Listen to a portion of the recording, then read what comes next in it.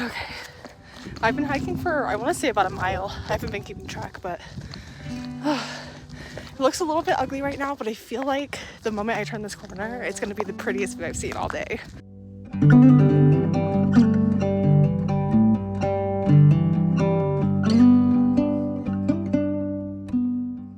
Okay, I'm having a dilemma because now I'm at the top of the steep mountain and there are a couple of views I'm having to choose from. So there's this one over here, and from far away you can see the little cabins, and I feel like the light is gonna hit them so perfectly, but then I won't be able to get the sunset that comes from this way. But then if I want to do the sunset, I'd have to come up closer to capture the full beauty of the mountains.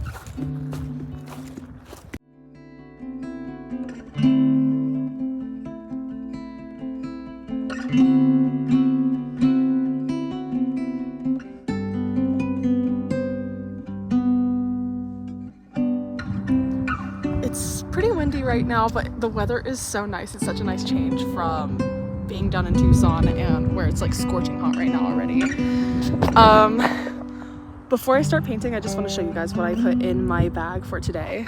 So, well, first of all, I have my Stanley full of water, and then also I have my Moth tripod here that I brought out for filming and getting all the good angles so I don't have to hold my phone or set it up against like some random branch or rock or something. So it makes everything so much easier when I'm going out hiking. Next, I have my watercolor pencils, which I love bringing with me on the go. I always use them for making my underdrawing, and it's really nice to have these because I can just draw whatever I want and then it'll just blend into the background and I don't have to worry about any residual marks.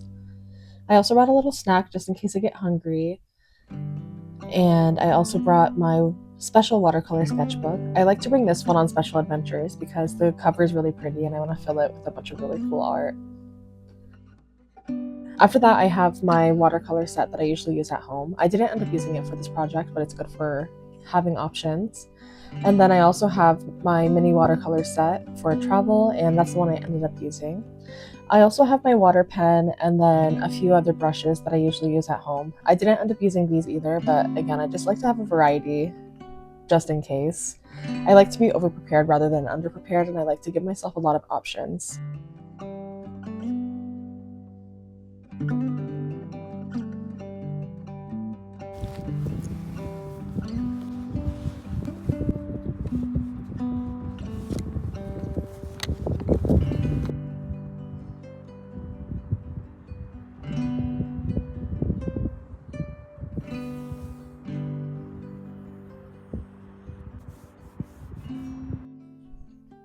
I started off with using my watercolor pencils to make the underdrawing. At first, I was just trying to make a sketch and plan out the overall composition. It was a struggle because there's so much to take in, and I have a hard time simplifying all the details that I could be including if I had more time. There's really only so many details you can include in quick plein air paintings like this one. After the sketch was done, I got my water brush and started laying down everything that stood out to me. The sun was setting really fast, which meant that the colors were shifting a lot, so it was difficult to just stick with the choice. I'm still pretty new to plein air painting, so I'm sure a lot of this will get easier as I do it more. Why I actually came up here though was because I really needed to reconnect with nature. I wasn't trying to create anything perfect, but I was just focusing on the experience of being somewhere quiet where I could sit with my thoughts. 2026 has been a whirlwind so far, and I feel like I haven't really been able to come up for air until just recently. I got fired from my job in the first week of the year, and since then I've been hopping from job to job and have spent a couple months unemployed.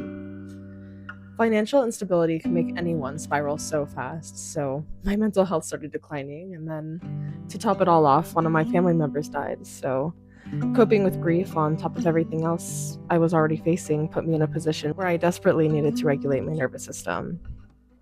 Luckily, I don't live too far away from a mountain, which has a completely different climate from the city. When it gets too hot and overwhelming in the desert, I can just go up the mountain and be surrounded by lush greenery and weather that's 20 degrees cooler.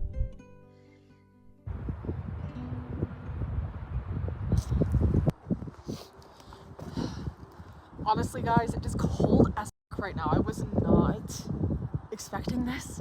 My hands are frozen. It is windy as hell. It's probably like 49 degrees right now, and I didn't check the weather before I left, and I'm so used to it being like 80 up until sunset. My hands are like frozen solid right now, and I need to pack up and go before it gets colder. So I'm gonna finish the rest of my painting when I get home. I at least was able to like experience the moment, but God, I can't stay here any longer. I feel like I'm gonna freeze,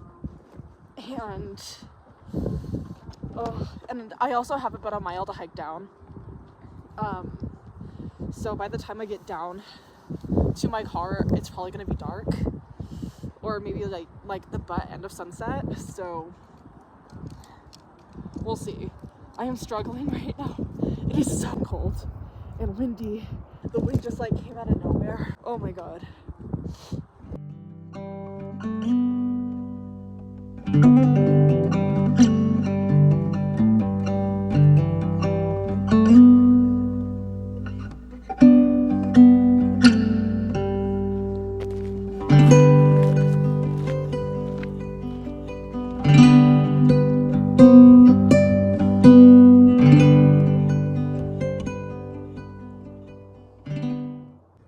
Okay guys, I just got back to my car and holy, my hands are frozen, my nose is running, the drainage is crazy. It's 42 degrees out here.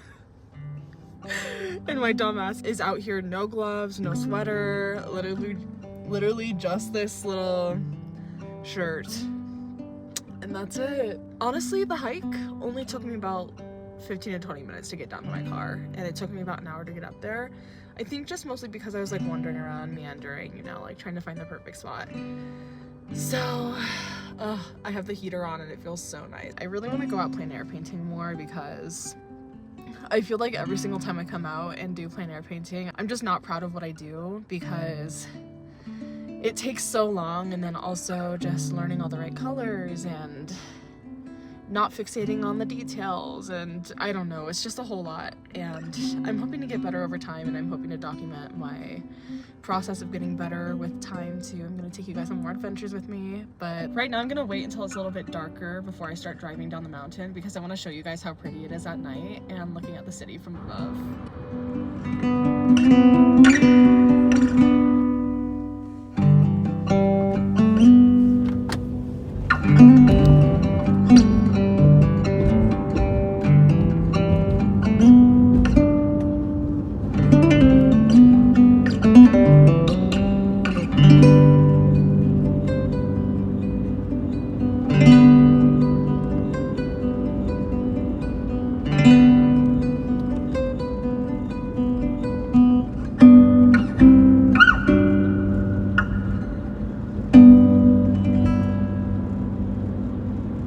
Hi guys, I'm at my desk now. It is a couple days after I filmed on the mountain, and right now I'm just going to finish my painting. I'm going to get the same palette that I was using while I was on the mountain and try to finish everything up. This is how it looks right now. I feel like I didn't really get a whole lot done just because just being in the moment, I was so excited, but then also so apprehensive because the colors were changing so fast as the sun was setting, and I didn't really know how to compose the entire scene. I didn't know if I wanted this big tree here. I was just like getting really overwhelmed and confused. So now that I'm out of it and I have some pictures and video footage of the scene I was in, I think I'll be able to capture it in a way that shows the essence of the entire scene and hopefully be able to make this look better. It's at the ugly stage right now and I'm getting a little bit nervous because it is pretty ugly, but we'll figure it out. This video is brought to you by Dunkin' Iced Coffee and Dutch Bros Muffin Tops. These are so good. If you haven't tried them, you have to get them. The chocolate chip ones are so good. Just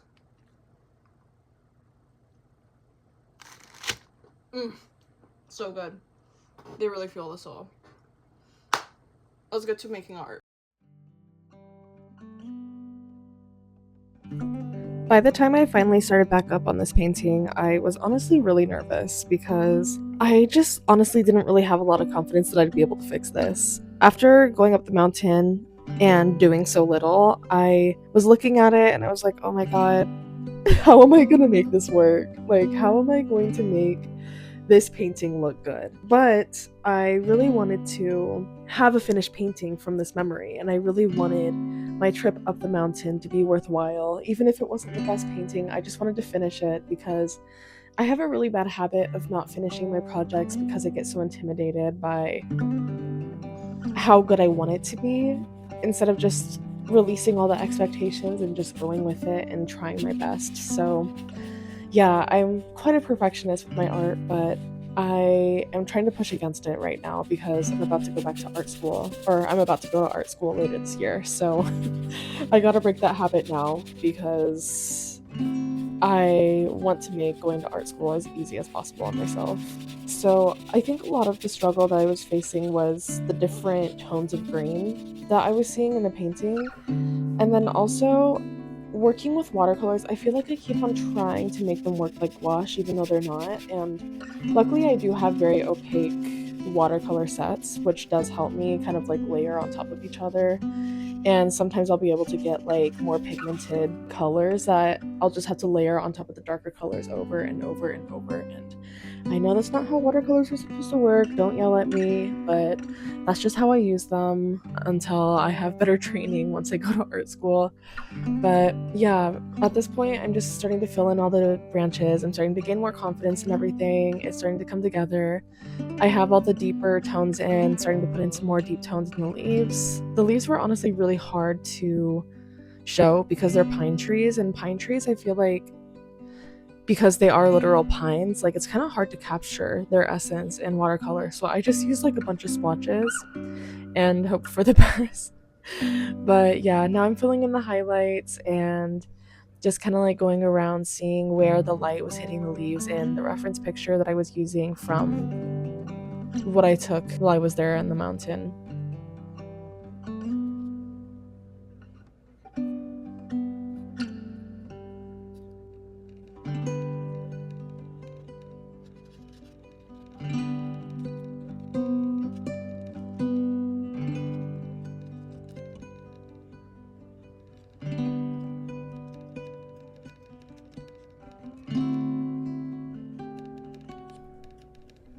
Okay, guys, this is my favorite part of the entire painting. I was really scared to take a risk because if I did this wrong, I knew I could ruin the painting. While I was on the mountain, I was really admiring how the sun rays traveled through all the trees and bushes, and I wanted to capture the beauty of it in my painting. I diluted some yellow and mixed it in with some white from my watercolor set, but I still made sure it was pigmented enough to show on top of the dark colors in the background. I'm so glad I took this risk in the end because it ended up tying everything together so well.